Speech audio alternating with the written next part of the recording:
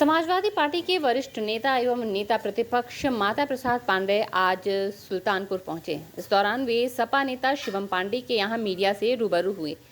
बातचीत के दौरान नेता प्रतिपक्ष ने सरकार पर जमकर निशाना साधा। उन्होंने कहा कि कानून व्यवस्था ठीक होती तो दिन दहाड़े डकैती न पड़ती। वहीं बुलडोजर नीति पर सुप्रीम कोर्ट का आदेश आने के बाद माता प्रसाद पांडे ने कहा कि बुलडोजर नीति का हमने पहले ही विरोध किया था। ये सरकार की तानाशाही प्रवृत्ति का द्योतक है। वहीं 2 दर्जन डॉक्टरों की बर्खास्तगी के सवाल पर उन्होंने कहा कि बर्खास्तगी से कुछ नहीं होगा, डॉक्टरों को समुचित सुविधा मिलनी चाहिए। वहीं 69,000 शिक्षक भर्ती के सवाल पर नेता प्रतिपक्ष ने अपनी प्रतिक्रिया दी। उन्होंने कहा कि पहले संसदीय कार्य मंत्री ने आरक्षण के हिसाब से भर्ती करने का दावा किया था, वहीं अब सुप्रीम कोर्ट ने फैसला दिया है कि इसमें आरक्षण का पालन नहीं किया गया है। पुनर्विचार कर फिर से करना चाहिए तो सरकार को लज्जित होना चाहिए। जिन अधिकारियों और कर्मचारियों ने आरक्षण का सही से पालन नहीं किया, उनके खिलाफ भी कार्रवाई होनी चाहिए। इसके बाद नेता प्रतिपक्ष माता प्रसाद नगर कोतवाली के ठठेरी बाजार स्थित पीड़ित सर्राफा व्यवसायी भरत जी सोनी के यहां पहुंचे। 5 दिन पूर्व हुई डकैती का जायजा लिया। इसके साथ ही माता प्रसाद ने पीड़ित व्यापारी को लखनऊ बुलाकर डीजीपी से मुलाकात करवाने का आश्वासन दिया ताकि जल्द से जल्द बदमाश पकड़े जा सके। स्ट्रीट बज़ के लिए सुल्तानपुर से लालजी की रिपोर्ट। नेता प्रतिपक्ष क्या कानून व्यवस्था की हालत बहुत खराब है। ये खाली झूठे ढींग मारते हैं कि हमारी कानून व्यवस्था ठीक है। अगर कानून व्यवस्था ठीक होती तो इस तरह से खुलेआम डकैती दिन दहाड़े हुई और आज तक ये किसी अपराधी को पकड़ नहीं पाए। रोज दूसरे तीसरे आप देख रहे हैं, कई लड़की मिल रही हैं, कहीं बलात्कार की स्थिति आती है। और ये क्यों? प्रिवेंटिव जो कानून व्यवस्था को बचाने के लिए प्राथमिक व्यवस्था है वो इनका खराब है। आप बाद में किसी को पकड़ के गोली मार दीजिए, किसी का घर गिरा दीजिए, वो अलग है, लेकिन ये घटनाएं होती ही क्यों?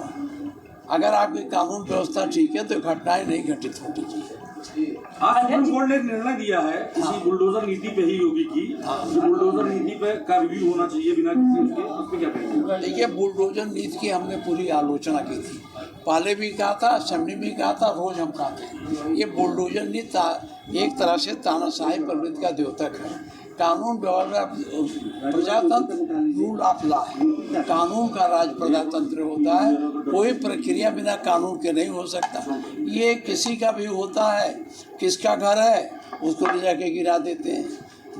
झगड़ा किसी से है, गलती किसी ने की है, उसके बाप का घर गिरा देंगे, भाई का घर गिरा देंगे। ये एक तरह से तानाशाही प्रवृत्ति की द्योतक है। 5 दिन आज हो चुके हैं डकैती कांड को, 5 दिन हो चुके हैं डकैती कांड को, और आज रायबरेली में भी एक घटना आपको मैं बता रहा हूँ। मैंने असेंबली में भी कहा था कि ठीक है, आप डकैती हो जाती है तो आप किसी न किसी को पकड़ते हो, कोई घटना हो जाती किसी न किसी का घर गिराते हो, लेकिन ये घटनाएं होती ही क्यों? ये आपकी जिम्मेदारी नहीं है।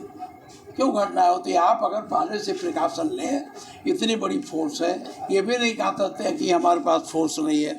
अब एक थाने में 70 सिपाही बीच के हो गए, 10 12 सब इंस्पेक्टर हो गए, एक इंस्पेक्टर हैं, सीओ हैं, इतनी बड़ी फोर्स है, आपका निचले स्तर तक आपका संबंध है, फिर क्यों नहीं रुक रही घटना है? इसके माने इनकी नीति लचर है, इनका इरादा कानून व्यवस्था को मुस्तैदी से लागू करने का नहीं। अध्यक्ष जी, सदन में आप विपक्ष के नेता हैं और आप अध्यक्ष भी रह चुके हैं। मुख्यमंत्री योगी आदित्यनाथ जी सदन में कहते हैं कि उत्तर प्रदेश में बेटी और व्यापारी दोनों सुरक्षित हैं और दिन दहाड़े लूट। अब आप हमें से क्या पूछते हो? आप खुद देख लो क्या कहते हैं। दिन भर कोई अच्छी बात कहते, व्यापारी सुरक्षित है, महिलाएं लड़कियां सुरक्षित हैं। आप देखते हो किसी न किसी कोने में रोज़ कहीं लड़की मिलती है, कोई आत्महत्या, छेड़खानी के कारण आत्महत्या करती है। और ये नहीं, पक्षपातपूर्ण रवैया। अभी जो बीटेक की छात्रा थी जिसके साथ इनके पदाधिकारियों ने बनारस में जो भी कहो किया था, रेप किया था, जेल गए थे। जेल भी जल्दी नहीं गए, अगर दूसरा होता तो उसका घर गिर जाता। वो जेल गए और इनकी लचर पैरवी से इन्होंने ठीक से पैरवी नहीं की, आज उनकी जमानत हो गई। तो पक्षपात है ना। बाबूजी, 2 दर्जन से अधिक डॉक्टरों को आज जो है वो स्वास्थ्य मंत्री ने बर्खास्त कर दिया है। किसको? 2 दर्जन से अधिक डॉक्टरों को स्वास्थ्य मंत्री ने बर्खास्त कर दिया। क्या बर्खास्ती से स्वास्थ्य विभाग सुधरेगा? देखिए, बर्खास्तगी क्यों किया क्या नहीं किया मैं इस बारे में जानता नहीं हूँ। अभी लखनऊ पहुँचूँगा, मैं बाहर हूँ 2 दिन से, और बर्खास्तगी से नहीं होगा।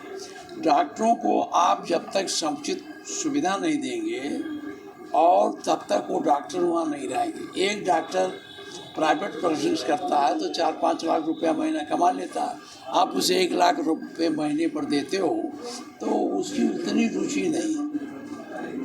इसलिए इनके लिए सुविधाएं बढ़ानी चाहिए और जो अस्पताल है उसका ढांचा भी कायदे से बनाना चाहिए।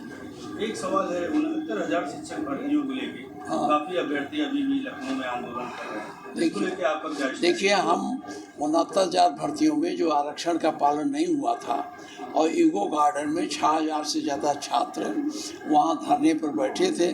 मैं उनके धरने में 2-3 बार गया, असेंबली में भी यह बात उठी थी। वहाँ के उनके संसदीय कार्य मंत्री ने कहा था बिल्कुल पारदर्शी तरीके से आरक्षण का पालन हुआ है, उसमें किसी प्रकार की कोई कमी नहीं है। अब सुप्रीम कोर्ट ने जब ये फैसला दे दिया कि नहीं, इसमें आरक्षण का पालन नहीं किया गया, पुनर्विचार करके फिर से बनाया जाए, तो इस सरकार को लज्जित होना चाहिए, शर्मिंदा होना चाहिए और जो इसकी जांच करके, जैसे उन्होंने 3 महीने का समय दिया है, 3 महीने के अंदर उनको 3 महीने क्या तो 1 सप्ताह में भी हो सकता था, उसको करके लोगों को जो बेचारे धरने पर बैठे हैं उनको अवसर देना चाहिए।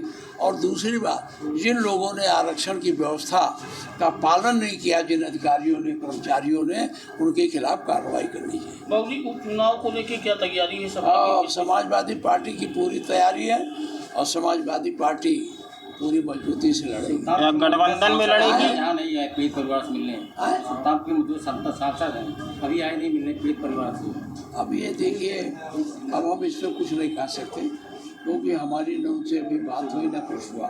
बाबूजी, उपचुनाव को लेके कांग्रेस से कोई बात आपकी हुई? कितनी सीटों पे कांग्रेस? ये हमारे राष्ट्रीय अध्यक्ष बात करते होंगे।